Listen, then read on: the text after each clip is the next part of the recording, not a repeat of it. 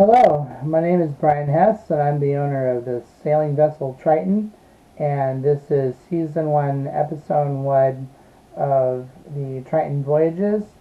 As you can tell, I'm not on board Triton right now. Normally I would have reserved the beginning of Season 1 for the spring when I return to the boat, but unfortunately recent events are forcing me to put out some information as in regards to the condition of the boat right now. Um, I found out last Sunday from the Port Authority where the boat's being kept that it had broken free from the bulkhead which failed on their dock, and she ended up running aground and beaching fairly high and dry on the beach about 100 yards north of the location of the dock. And what is going to happen now is, after I had to hire vessel assist to come and pull the boat off the beach, I'm waiting for an invoice of the cost of that exercise, which is the low estimate was $2,200 and the high estimate was over $4,000, which of course I don't have that kind of money laying around right now. I wasn't planning to have anything like that until April, which is my return. So what's going to happen is I got this lien against the boat until that lien is paid off. I can't do anything else to the boat. And since my intention was to live aboard when I return to Washington, um, it's going to be impossible for me to do that until that lien is paid off, because I can't do anything to the vessel while it's in impound, basically. So where it sucks that I can't just, fly out there and deal with this right now and be able to be on board and do what I need to do to get it to the marina of my choice early, despite the weather. I'm either going to have to try to convince or persuade the Port Authority to do what is the right thing, which would be to compensate me for the cost of all this, or maybe I'll get lucky and they'll decide to say something and do something about it. But so far, there hasn't been a single phone call since Sunday. There hasn't been an email. There hasn't been anything. And this is really disconcerting. So I'm not sure that they're even planning to do anything at all. In fact, I'm willing to bet that they are just thinking, oh, well, we'll just ignore it and maybe he'll go away. And they'll pretend like nothing ever happened, and go about their merry way. Well, no, that's not what's going to happen. What I plan to do is, once I get this invoice, I'm going to make a copy of it and attach that along with copies of all the photographs of the damage and the beaching and the bulkhead that failed and the dock and everything, and all the information in regards to eyewitness testimony. I'm going to present them with this in a non-threatening business-like letter and say, you guys need to take care of this. And if I don't hear back from you within 15 business days, then I'm going to assume that you're going to take care of it. And if I don't see anything or hear anything in regards to payment in full, then I'm going to have to start considering some other legal options, which I really don't want to have to go down that road, because if I do, I can guarantee you that I'm going to be bringing it to the state's attention that this Port Authority is not living up to their liability. Well, see, the one problem with this particular Port Authority is that they have this big ginormous sign over their entrance to the dock that says, we are not liable for the condition of your boat once it's left on our dock, which isn't true. They are liable for it, because if I pay them money for the safety and security of the boat, meaning it needs to be attached to the dock the way I left it. If I come back, it doesn't matter if I come back an hour later or a month later or 4 months later during the boating season. If I come back and I find that that boat's not where it's supposed to be and it's beached somewhere, who is responsible for that? For one thing, I have people who go down there and check on the boat pretty regularly throughout each week that I've been gone. And they tell me, and I have all the correspondence over the last few months since I've been back east, uh, stating if there's ever been an issue, that what to do about it, and I would tell them, and then they correct the issue. And there's only been one issue, and that was the tarp that was over the boom had to be replaced, and I took care of it. So I gave them the tools to take care of it. And the mooring lines were fine. There wasn't any excessive chafing. There wasn't any issue of them coming apart. So when the maintenance man tells me that it's on me to be there every day to check the mooring lines whenever it's stormy outside, he was rather surprised to hear what I had to say in response to that because of the people I have checking on the boat.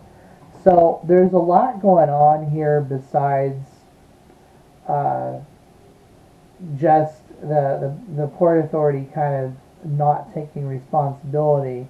Um, there's a lot of inconsistencies between what the security guard's saying and what the marina maintenance guy is saying versus what the secretary told me. Uh, in fact, I was being told it was in the opposite direction of the dock, that it was in between the boat launch and the dock the first time I heard about it. And then when I contacted the security guy, he goes, no, it's north of the dock. It's on the other side.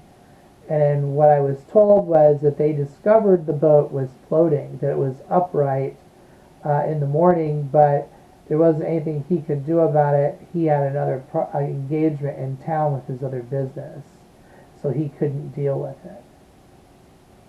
And the maintenance guy said that what he said didn't make any sense at all because he said the Mason County sheriffs called him about it, and there wasn't anything he could do about it anyway because it was after the fact. So I don't know. I haven't really had a chance to talk to Mason County yet either. And I'm not sure what they're going to be able to tell me anyway, other than what maybe some neighbor reported about the boat being beached on the waterfront there. So at any rate, it's expensive. It's going to cause some delay for me getting back to Washington State, and I'm not really sure how all this is going to play out, but I am doing my homework. I'm trying to find out what agencies can be seeing all this so that we can hopefully get the right kind of law enforcement involved. We'll make sure that the Port Authority does what it's supposed to do, because the one thing I will do is if the Port Authority refuses to do anything at all, if they feign that they're not liable, then I'm going to contact the state board that's in charge of all this, because they're chartered by the state of Washington. They have a bond that's posted that makes them it makes it so that they are responsible for their activities on these estuaries that they are basically governing and developing. And if they aren't maintaining the equipment there and they're charging money for its use, and it's causing damage to other people's property while it's in their care, it doesn't matter if they have a host boat down there or not, or if they have people in another house overlooking the dock watching it. Or, I mean, they don't even have security cameras down there. They don't have any way of locking the marina to prevent, the public from just having access to it. And the reason why is because they want people to be able to go down and fish off the dock and have access to it freely. Well, problem with that is that this particular little marina is remote, and they don't have enough security to go down there and police it, because this isn't the first time something screwy has happened down there.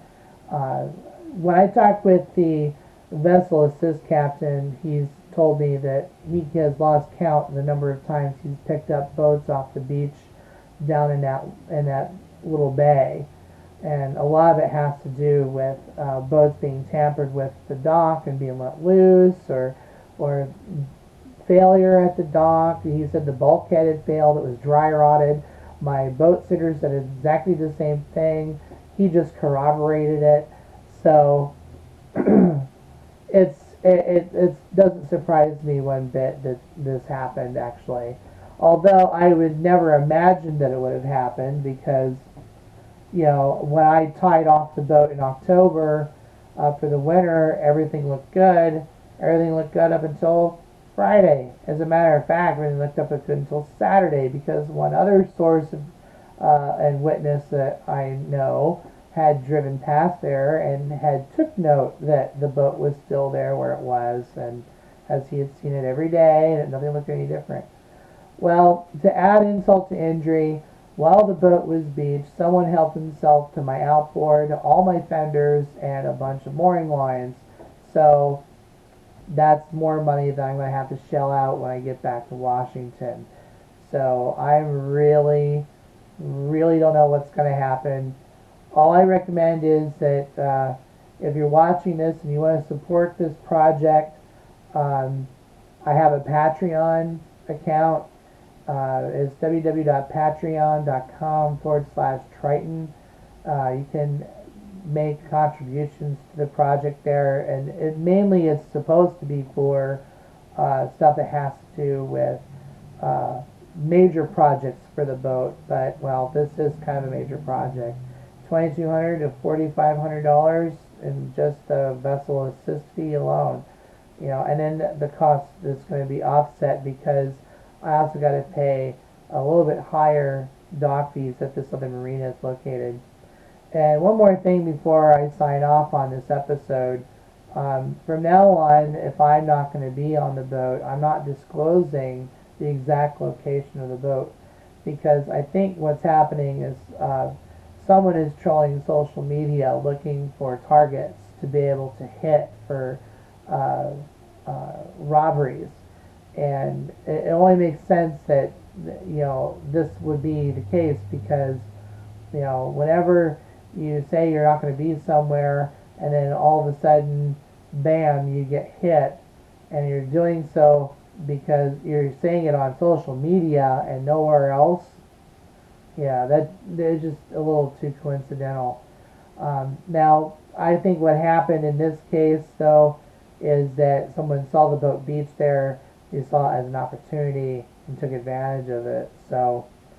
But because of all the history that I've had with the boat in various docks over the years remotely, even when I had it in Tahuya, there was a couple things that disappeared. Again, fenders, simple little things. People messing with lines that should be messing with them. There's all kinds of stuff that goes on at the dock when you're not around to see it. And, it's pretty brazen what some people will do.